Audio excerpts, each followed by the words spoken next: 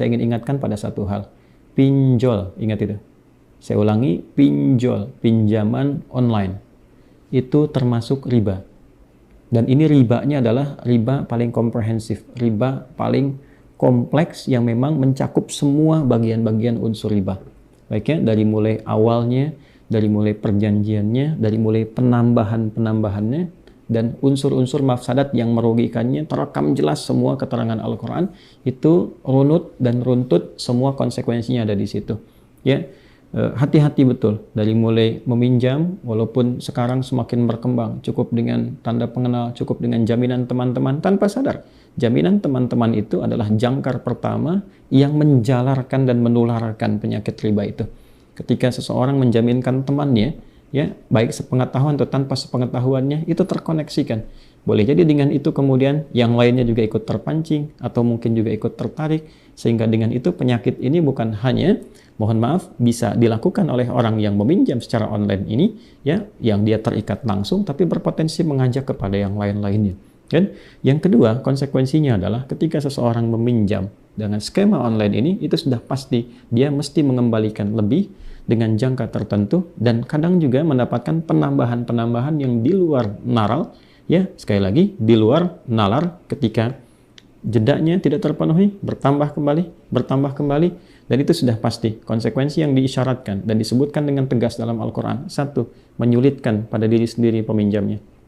Kedua, akan berpotensi, ini menyulitkan, ini jelas kalimatnya, sampai-sampai bahasanya itu ya di Al-Quran dieksplisitkan sebagai seperti seseorang yang sedang kerasukan setan. Ini bahasa kiasan ya yang sangat tinggi, majas yang sangat tinggi ya, untuk memberikan kesan bahwa gelisah, ketakutan ya, kemudian juga bingung, linglung, meracau, persis seperti orang yang ya diwarnai dalam kegelapan hidup gitu. Itu gambarannya. Jadi maksudnya jika Anda memutuskan masuk ke wilayah itu, maka sesungguhnya Anda sedang masuk ke wilayah gelap. Ya, yang memungkinkan Anda banyak gelisahnya dibandingkan dengan tenangnya, tekanannya lebih banyak, sehingga boleh jadi berpotensi menambah damage ke keluarga, harta tidak akan berkah. Ya, berpotensi nanti banyak perselisihan terjadi di rumah tangga. Kemudian juga menjalar, tutup lubang, gali lubang, tutup lubang. Ini berbahaya sekali. Saya ulangi, ini berbahaya sekali.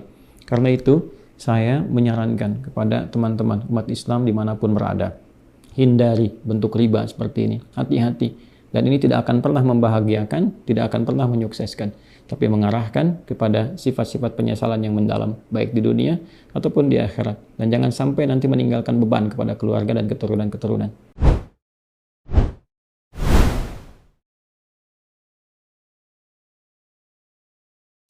Kalau kita jelaskan tentang masalah riba, riba ini adalah satu-satunya dosa di dalam Al-Quran yang diancam perang sama Allah dan Rasul. Jadi saking ngerinya, riba ini diancam perang sama Allah dan Rasul, dan kita nggak akan mungkin menang perang melawan Allah dan Rasul. Dan riba ini dalam salah satu hadis disampaikan bahwasanya dosanya yang paling ringan seperti menyetubuhi ibu kandung sendiri. Jelas ya? Nggak mungkin kita bayangkan di dalam kepala kita, tapi itu yang terjadi. Maksudnya Rasul menyampaikan dengan cara seperti itu, bahwasanya riba ini termasuk dosa yang paling berat. Kenapa? Ada yang pernah nanya saya, kenapa Ustadz, kan riba nggak kayak bunuh orang gitu, nggak kayak misalnya contoh pelecehan seksual atau segala macamnya. Kenapa riba itu parah banget? Karena riba itu bisa menyebabkan problematika ekonomi sehingga bisa masuk ke dalam dosa-dosa yang lain. Jadi kayak puasa itu meningkatkan ibadah-ibadah lain, riba ini bisa meningkatkan dosa-dosa yang lain.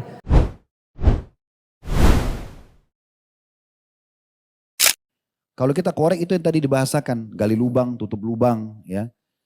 Masih luka, lalu kita korek lagi untuk taruh lubang yang lain, ini salah. Kalau antum sudah terlanjur punya utang sama satu orang misalnya, anggap Rp1.000.000, antum belum mampu untuk membayarnya, ditagih, baik komitmen aja, datang kepada baik-baik, saya mengakui utang ini, silakan ditulis, pakai matres segala macam, saya berjanji begitu saya punya kemampuan saya akan bayar. Setiap kali saya dapat pekerjaan saya akan informasikan. Misal kan gitu dibahasakan. Sehingga akhirnya orang ini tidak merasa kita lari. Kan gitu. Dan jangan utang lagi untuk menutupi ini. Jangan. Karena ini seperti melahirkan luka baru. Akhirnya ini terlunasi, ini utang lagi. Ini lagi ditagih, utang lagi. Ini gak akan selesai. Gak akan selesai. Jadi caranya stopkan. Di utang yang pertama itu sudah stop. Jangan buka lagi pintu utang. Tapi bagaimana kita komitmen, minta petunjuk kepada Allah Subhanahu wa Ta'ala untuk dimudahkan membayarnya. Dan kita jangan lari dari orang yang pemilik piutang ini. Karena banyak orang begitu subhanallah. Pada saat dia awal mau utang, dia mohon-mohon, dia merengek-rengek. Akhirnya karena orang kesian dipinjamkan. Tapi pada saat ditagih dia malah terbalik. Malah dia lebih geram, dia marah, dia segala macam. Ini kan aneh. Mana akhlak Islamnya ini? Tidak boleh seperti itu ya. Dan juga bagi teman-teman, fahami baik-baik. Pintu utang itu ada dua hal yang harus difahami dalam Islam kalau kita ingin membukanya. Yang pertama, memang antum bukan orang mampu. Dan yang kedua, niat untuk membayarnya. Jadi nggak boleh orang sengaja utang sementara antum mampu.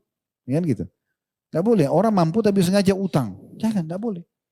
Karena kalau sampai meninggal, kata Nabi SAW untuk orang yang mati syahid apa? Semua dosanya diampuni kecuali utangnya. Ada apa dengan utang? Kenapa dihubungkan dengan dosa? Orang mati syahid itu besar sekali kemuliaan. Semua diampuni dosanya kecuali utangnya. Berarti ada apa dengan utang nih? Ruh seorang mumin bergantung antara langit sama bumi selama dia masih punya utang. Maka jangan utang. Udah sesuai dengan kebutuhan antum saja. Selama mampu tidak utang ya udah. Bekerja cukup kebutuhan kita sehari, cukup itu saja kita penuhi dulu. Jangan dipaksakan teman-teman sekalian. Ya. Jadi ini bahaya sekali. Ingat sabda Nabi SAW, siapa yang utang dan dia niat ingin membayarnya, Allah mudahkan. Siapa yang utang, dia tidak dari awal, tidak ingin membayarnya, Allah akan persulit untuk dia. Jadi jangan buka pintu ini. Ya.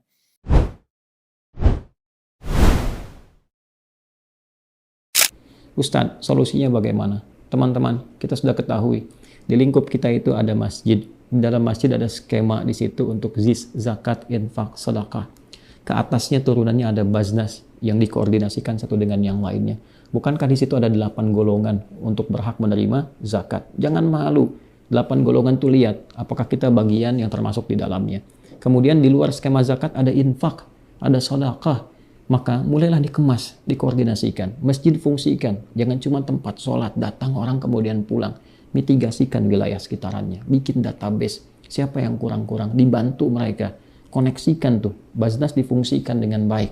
Ya, kemudian dimitigasikan wilayahnya, siapa yang kekurangan dibantu, bukan untuk memberi sekedar diberi, tidak, tapi bagaimana dia kemudian keluar dari kesulitannya, dibimbing dari situ, dipertemukan dengan jamaah, dipersaudarakan, dibimbing satu dengan yang lainnya, sehingga konsepnya hidup, bukan hanya menjadi ayat yang dibaca, bukan menjadi hadis yang diulang-ulang, dikenal kitabnya, diketahui riwayatnya, bukan itu. Ayatnya mesti hidup, hadisnya mesti hidup.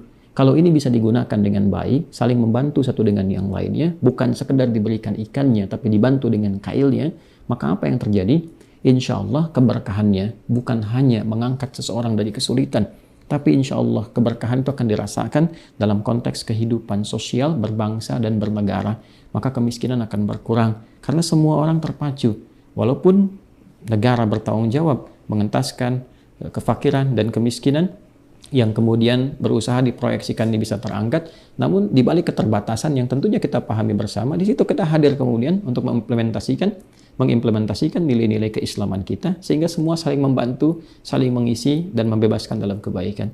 Jika syariat ini dipraktekkan dan dilindungi oleh undang-undang, negara menjamin kemerdekaan tiap-tiap penduduk untuk memeluk agamanya masing-masing dan beribadah menurut agama dan kepercayaannya itu. Demikian Quran. Sampai ke Quran ingatnya. Ya, demikian di Undang-Undang Dasar itu pasal 29 ayat yang kedua. Ingat, riba itu sangat berbahaya, teman-teman sekalian. Sangat berbahaya. Hindari, jauhkan, tepikan, praktekkan konsep tadi dengan cara yang benar. Bagi Anda yang non-muslim, silahkan sama-sama kita membantu kehidupan berbangsa, bernegara ini, dilihat pedomannya masing-masing. Seingat saya, persoalan riba ini bahkan sejak era-era dulu, sejak di zaman Yahudi itu sudah ada sesungguhnya larangan-larangannya pula di setiap masa, setiap generasi. Coba teman-teman yang non-muslim tuh yang punya Bible-nya, dibuka yang Keluaran, ya.